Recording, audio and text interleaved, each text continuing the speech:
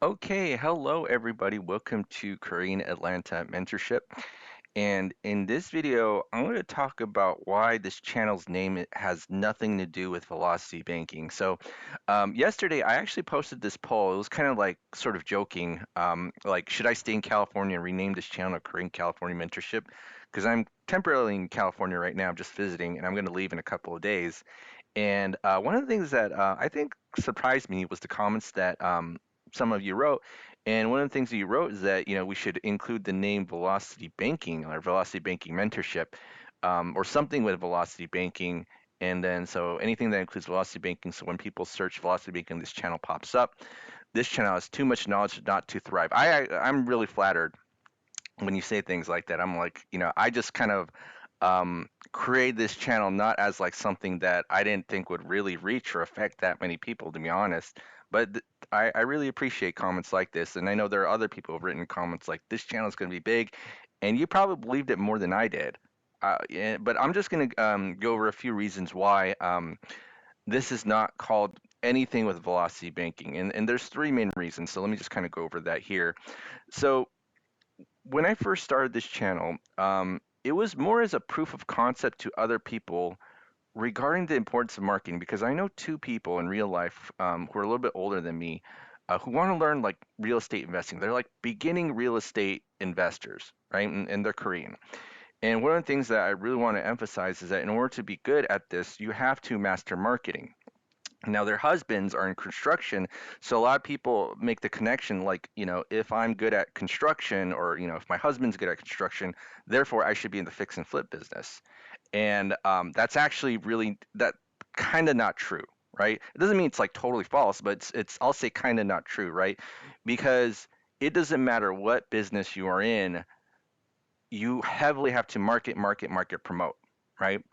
And what I want to do is just kind of give a homage. I don't know if that's the right word, but a nod to the group, just saying, hey, we'll just call it Creating Atlanta Mentorship and talk about the things that I talk about with you all.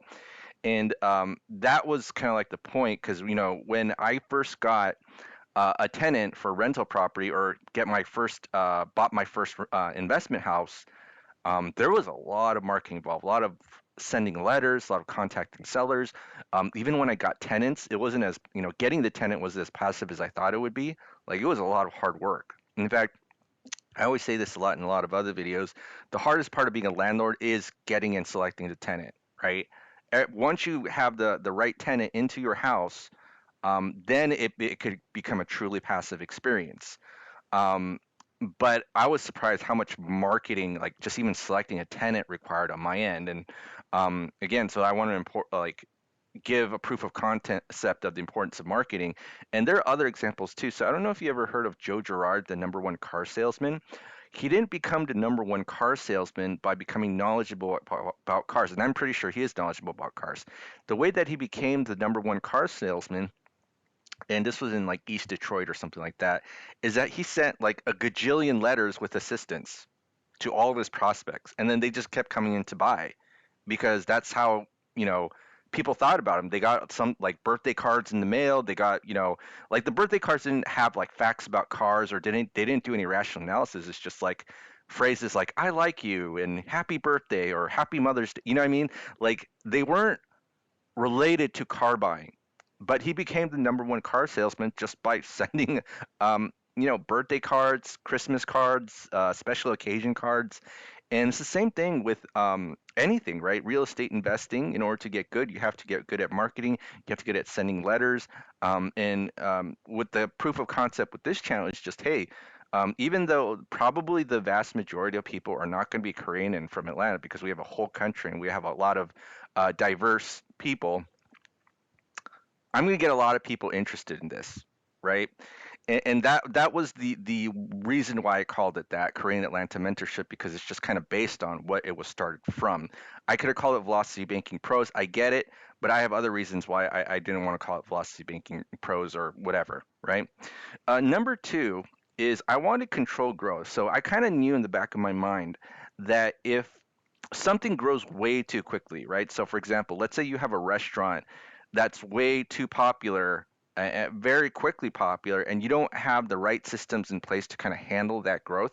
I mean, when I first just started posting videos, I got like 30 submissions on the YouTube forum, I'm sorry, on the Google forum, like within like a week, and then I had to kind of like take on all these calls, and I knew that, the vast majority of people wouldn't buy what I was selling, but at the same time, I didn't want to experience that. I wanted for like the entirety of the channel, especially at this stage, right? I'm still consider this to be like the beginning stages, but I really wanted to control that growth because if you have too much growth and you don't have the systems in place to handle it, you're basically like a restaurant that where you had only like two or three workers, and then the food is so good, like, people think, oh my goodness, the food is so good that you actually needed maybe like 15 or 14 staff members to handle all the crowds of people who really love your food.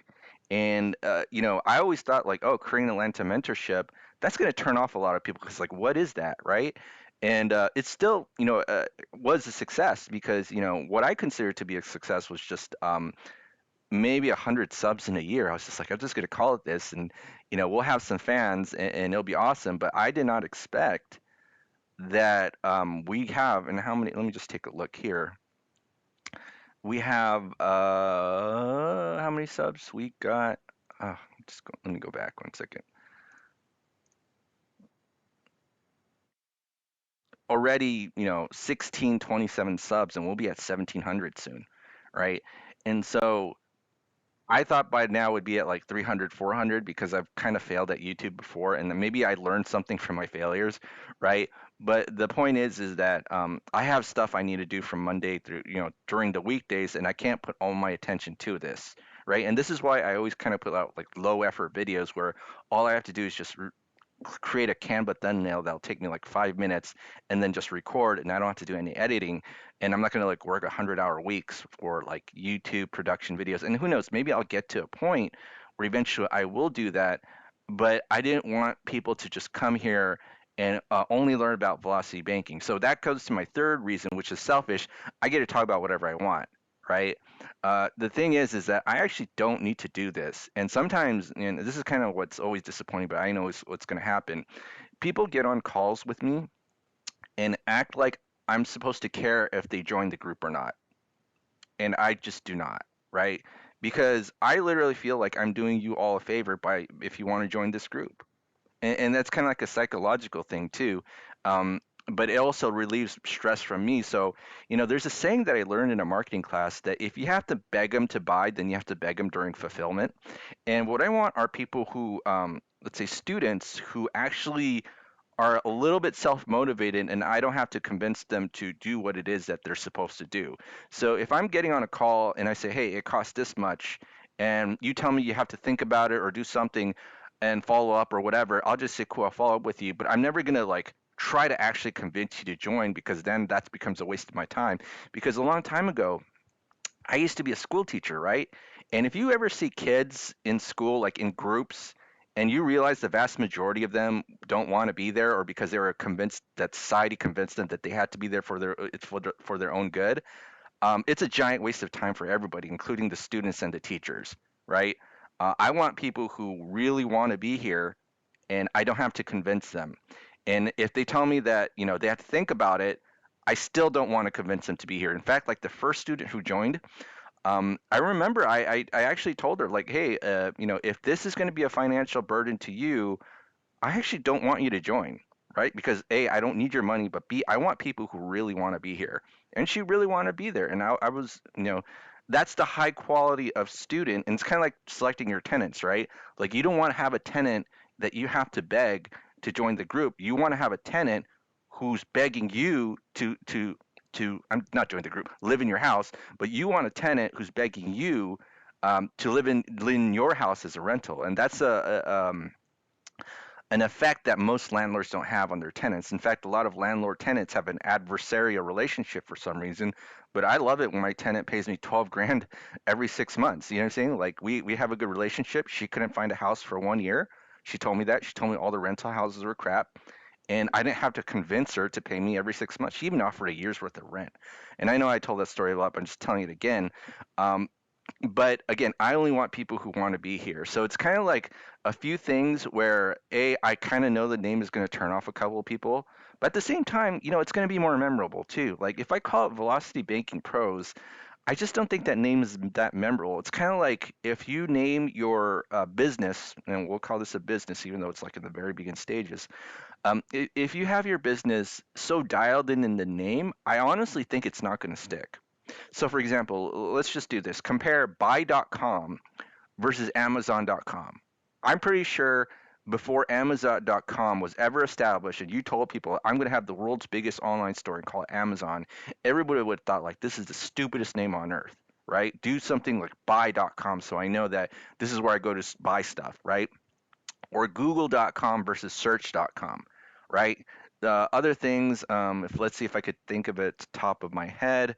Um, I don't know, but you get the point where it's just if you have your name so dialed in, I don't think people remember it. I think people will remember Korean Atlanta Mentorship just because it's kind of a unique name, right? You don't have, let's say, like a name that that means like, oh, it's a very local and kind of exclusive kind of club, even though you don't have to be Korean here.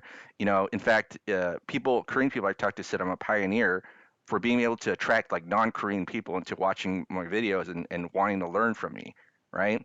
So there's that too. So just remember in marketing, it's not about the name itself. It's about promoting the heck out of the name, right?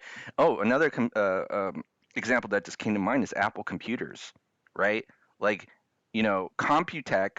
And again, there was a time where IBM, and if you don't know what IBM stands for, is International Business Machines. That's a very dialed in name, and of course they were very successful. But if you have the right marketing, you have a different type of name like Apple. Apple for the longest time was kind of like a failed computer company, and then all of a sudden, like under Steve Jobs, they got like huge again, huge, right? But before the Apple computer company ever existed, if someone told me, would you rather name your company International Business Machines versus Apple? I kind most people think, oh, Apple, that's a stupid name before Apple ever existed. But Apple's Apple, right? Because they promoted their brand, the heck out of their brand. And it doesn't mean that you can't have dialed in names like International Business Machines because IBM was one of the biggest like computer brands for a long time, and I don't even know what they do anymore, to be honest. Do they even have computers? I think they sold their computer business to like Lenovo in China or something like that, right? But again, it's still a proof of concept that I can call this whatever I want, but the most important thing is I have to promote the heck out of it, right? So and again, so controlled growth, I don't want to spend too much time on this because I don't want to like burn myself out. And I don't know if you ever seen like those YouTubers like Matt Pat who worked over I'm pretty sure worked over 100-hour weeks and now is quitting YouTube in March, right? Again, you're going to burn yourself out. And the last reason, again, you'll notice that I don't talk about velocity banking here. I just talk about my own thoughts and I rant about stuff that I've been thinking about for a long time, and this is my selfish reason. I just want to talk about whatever I want. Velocity banking to me is kind of old news, and what I mean by that is I learned in 2017. Right? I studied it diligently for like many, many months because I figured it would be useful to me in the future. But when I first learned it, it was only like 20. I only made $20,000 a year. No one's going to give me a line of credit. No one's going to let me buy a house. No one's going to give me a loan at $20,000 a year. But once I made that income, wow, like I paid off 25% of my mortgage in a year. Mind blown, right? But at the same time, I didn't know that this was a new concept for other people because I've seen other people promote it in at that time, 2017, 2018. So I just thought it's old news. And then, I get inspired by other people too. Like, for example, Fantastic. I saw her channel. I was like, oh my goodness, like people still care about this. And then uh, I gotta get into the game and just kind of promote it too, and that's what I did. But at the same time, I didn't want to pigeon myself just to talk about velocity banking. I want to talk about whatever I want, right? So these are essentially the three reasons why this channel is not called Velocity Banking Pros or Velocity Banking Mentorship because I think for a lot of people, right, their number one enemy right now is debt, and they don't see like a path to like step two, step three. But there's going to be a step two, step three once you pay off all your debt, and then you realize, oh my goodness, like I could buy investment properties, or I could learn how to, um, buy let's say seller finance notes, or you learn a lot more strategies so you create your wealth. Because so the step one is just building your foundation, paying off your debt. Step two is creating wealth, and I want to talk about that too, right? So I honestly think if I just kind of talk only about velocity banking, I'm just limiting myself just to only talk about step one, which I don't want to do, right? So that's it pretty much. Yeah. So again, I'm really flattered by all the things that you say. This channel has too much knowledge not to thrive. And I'm always like, I see these comments and it's like, oh my goodness, like I didn't know I had such an effect on you. Again, I feel like I'm like a movie director who made a great movie, but I don't know what parts of the movie like really touched my audience. That's how I feel like sometimes, because certain videos I upload where it's like, oh, this is like the best insightful video ever, and it was like 5 views, and then something that has a silly title like Velocity Bank for Dummies, that's the most watched video on the channel. Okay. All right. Well, that's it for today. Well, at least for this video. If you're interested in joining our group, go ahead and click the Google form link below. Other than that, have a great day. Happy Sunday.